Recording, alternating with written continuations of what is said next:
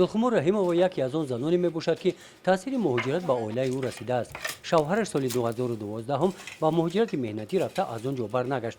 زلخمور میگوید که با شوهرش رابطه دارند، بعضا توسط تلفن گپ میزنند. اگه تلفن میکنه گپ میزنه و دیر اگه تست گپ نمیزنه دیر گپ میزنه.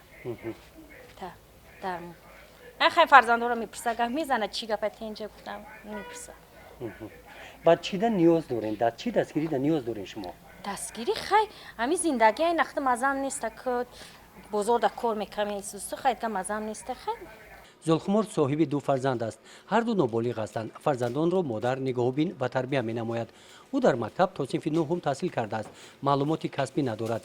این عائله همچون عائله نیازمند به قید گرفته شده از جانب دولت و همسایه‌ها کمک رسانیده می‌شود. خیلی وقت سلامتی بزرگ بودم.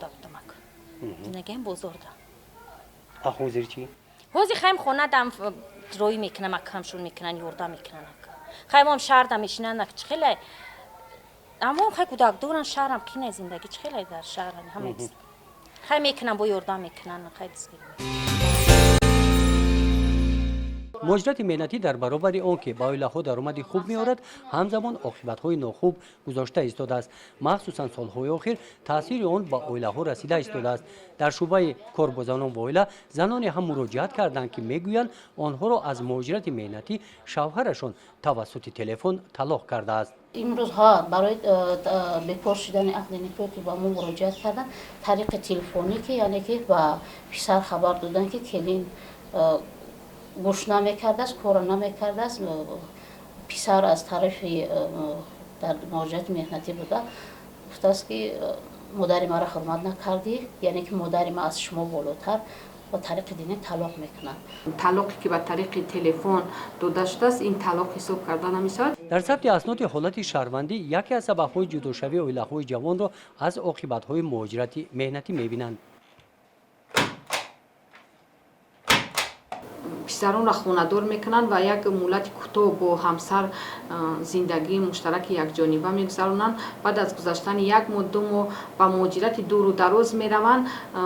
اکثر آنها در مدت یک سال، یک نیم سال تا 2 سال از مهاجرت مهنتی برنمیگردند و این سبب‌ها باعث جنگ و جدال و خانه ویرانشوی جوانان میگردد.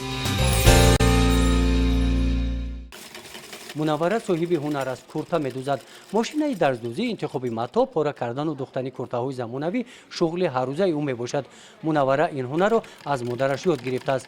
بعد آنکه شوهرش با مهاجرت مهنتی رفت، این هنر در پیشبرد روزگار عائله‌اش با او کمک نمود. مقصد تحصیل منوره در این کورس از آن عبارت میباشد که صاحب حجت گشته در آینده کارگاه خود را گشاید. ما اکنون 10 ساله دوزندگی هم میکنیم، قشلاق منده میدوزیم.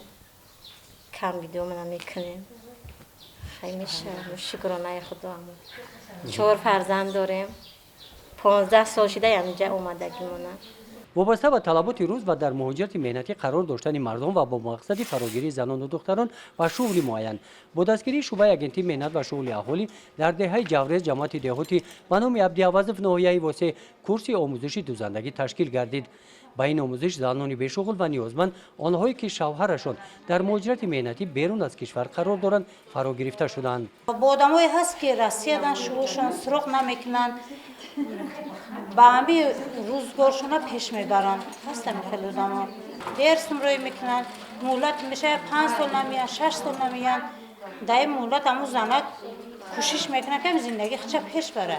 بین این زنان هستند نفرانی که صاحب هنر میباشند مثل صبری نیسا با زنانی که نو به اینجا آمدن نازکی های هنری دوزندگی را یاد میدهد.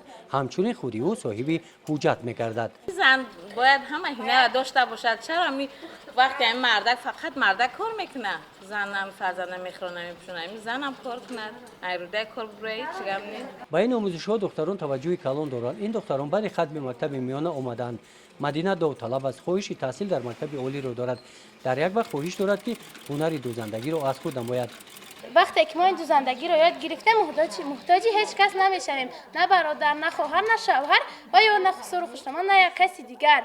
ما باید همین هنرها را از خود نماییم، چون که در آینده برای ما این هنرها در کار است. وقتی که هنر داشته باشیم مقصد ما محتاج آنها نمیشویم، در کجایی که باشند سوق سلامت باشند و بیان در فکری ما باشند.